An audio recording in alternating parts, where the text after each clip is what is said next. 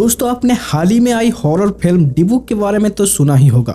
ये film Dybbuk नामक एक श्रापित बक्से के बारे में है जिसमें शैतानी आत्मा को बंदी बनाकर रखा जाता है। फिल्म में दिखाया गया है कि डिबुक से निकली आत्मा हीरो और हीरो के बच्चे को पोजेस्ट कर लेता है, वो भी बच्चे की पैदा होने से पहले। फिल्म की थ्योरी कहती है कि डिबुक से निकली आत्मा सिर्फ उन्हीं लोगों को पोजेस्ट करती है जिनकी शरीर और आत्मा एक दूसरे से जुड़े ना हो और जिन्हें मानसिक बीमारी हो। फिल्म के अनुसार ये सब तब पॉसिबल है जब कोई डिबुक बॉक्स में कैद हुआ आत्मा को आजाद करेगा, मीन्स बक्से को खोलेगा। जैसे कि हम जानते हैं कि मूवीज में हर बात को एकदम बढ़ा चढ़ा कर दिखाया जाता है, लेकिन रियल में बात कुछ और होती है। दोस्तों, आज की इस वीडियो में मैं आपको डिबुक बॉक्स से जुड़े हर वो चीज़ बताऊंगा जिन्हें आपने कभी भी नहीं सुना होगा, ना देखा होगा। और साथ ही साथ हम डिबुक बॉक्स से जुड़े एक रियल इंसिडेंट के बारे में बात करेंगे जिससे आपको डिबुक बॉक्स की असली पावर के बारे में पता चल जाएगा। तो वीडियो को एंड तक जरूर देखिए। दोस्तों, डिबुक की कहानी जूइश माइथोलॉजी से बिलोंग करती है। डिबुक के कॉन्सेप्ट को सबसे पहले हॉलीवुड मूवी द पोजेशन में यूज किया गया था। ये मूवी रिलीज हुई थी साल 2012 में और इसके बाद आया एक मलयालम फिल्म इजरा 2017 में। यह भी डिबुक बॉक्स की कॉन्सेप्ट के ऊपर आधारित है।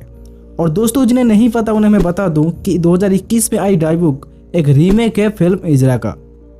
मतलब पहले आया द पोजेशन और फिर इजरा और फिर इसके बाद आया द डिबुक। फिल्मी बातों को साइड में रखते हैं, अब हम असली डिबुक बॉक्स के बारे में बात करते हैं।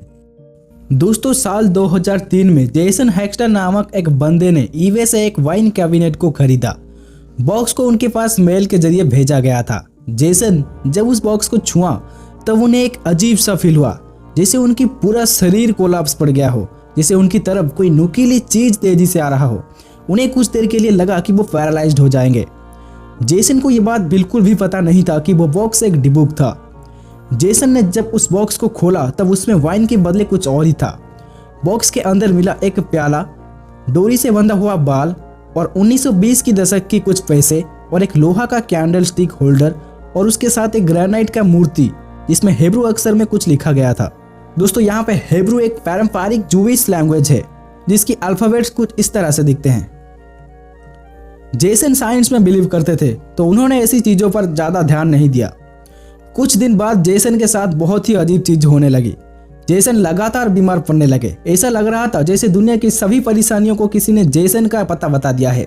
जब जेसन ने इस बारे में अपने दोस्तों को बताया तब जेसन के एक दोस्त ने जेसन को डिबुक बॉक्स के बारे में बताया।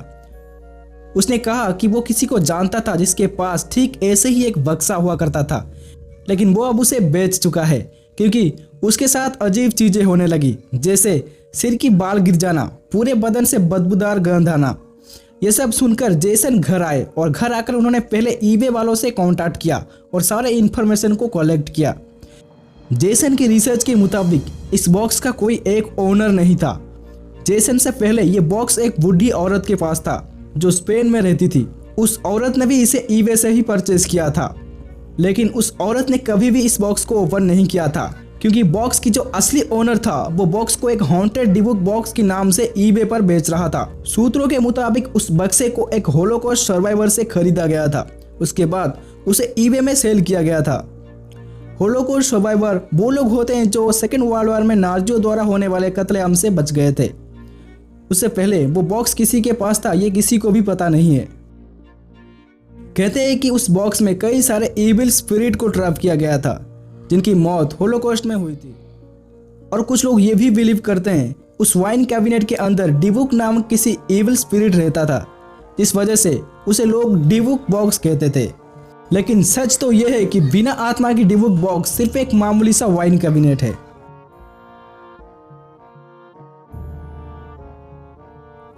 ये सब कुछ जानने के बाद जेसन उस वाइन कैबिनेट बॉक्स को एक कंटेनर में डालकर उसे सबकी नजरों से छुपाकर जमीन के अंदर दफन कर दिया। इसके बाद जो हुआ वो उससे काफी हैरान थे। उनकी सारी प्रॉब्लम्स धीरे धीरे करके सब गायब हो गया।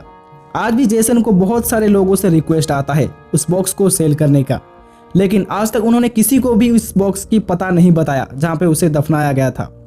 जेसन का कहना था कि वो चीज बहुत ही इविल है और उसे दफन होकर ही रहना चाहिए। अगर ये बाहर आ गया तो फिर से इसका साइकिल शुरू हो जाएगा।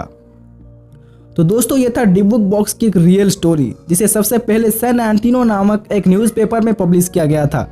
अगर आपको इसके बारे में और जानना है तो नीचे आर्टिकल का लिंक है।